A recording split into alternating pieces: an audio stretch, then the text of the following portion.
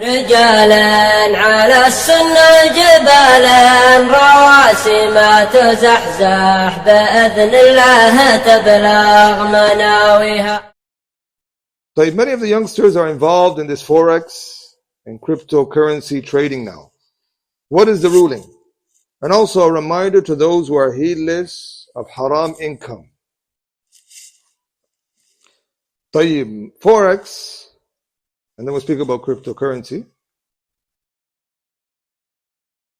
In terms of Forex, generally, business in trade of foreign currencies with the intention of profits, the main body of Islamic jurists has permitted it with certain guidelines and conditions. Yes, Shaykh Albani rahmatullahi alayh, he sees generally that business in foreign exchange for profits has a concept or a risk factor of gambling therein. So he doesn't see it permissible in that regards. And he gives certain exceptions. But the Majma' al-Fiqhi and also Lajmat al-Da'ima, the permanent committee and also the fiqh councils, they have permitted it with certain guidelines that have to be observed. Number one, the currency of trade should be fully owned and accessible by its sellers and buyers. So when you're on some of these platforms, if you don't have access to your wealth or you don't fully own it, some of these people, they're doing certain things, he perhaps doesn't even have full ownership and he's already exchanging. Perhaps the settlement is not even done or even he has access to it.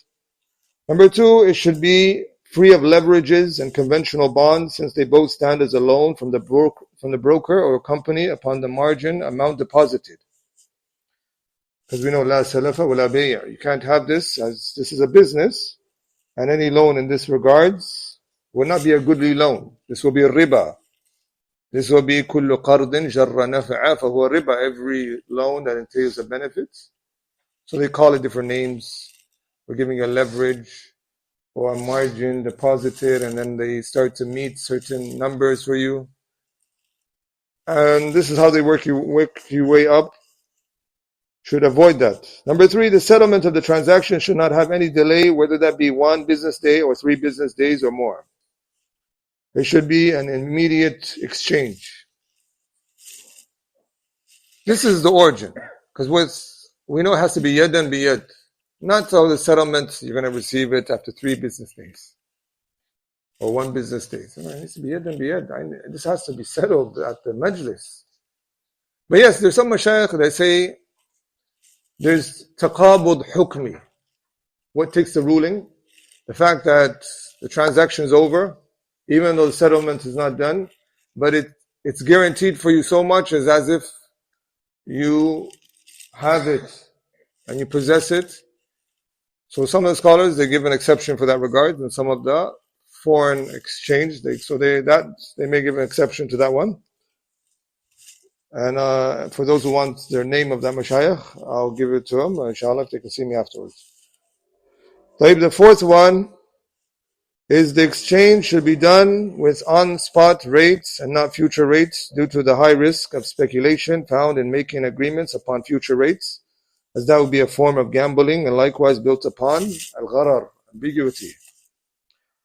So some of these people, they're bidding on future spot rates, predicting, and they say Bismillah. And this is how the high risk factor, this is real gambling. Or they say forward contracts or so on, it should be on spot rates. Because the other one has a huge speculation and ambiguity, and it resembles gambling. And in a nutshell, there's now other elements that even increase doubts regarding Forex, of the certain markets that they have and the different platforms that they have online now, that even add more doubts to it. So I would say for the brothers to look for that which there's certain regarding of their income, and not to serve through these platforms when they have certain confusion regarding what they're earning and making. But generally, if these conditions have been met, the Majma' al-Fiqhi says it's permissible. And this is an article that they compiled, translated of their exceptions. A person can return back to that on the website we have, Ustādh Abū Fajr. Cryptocurrency.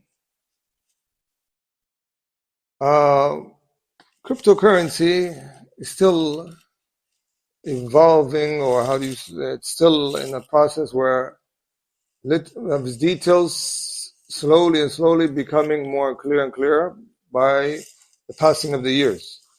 At the very beginning, a group of the ulama went out to speak about some of these currencies and said that it's haram.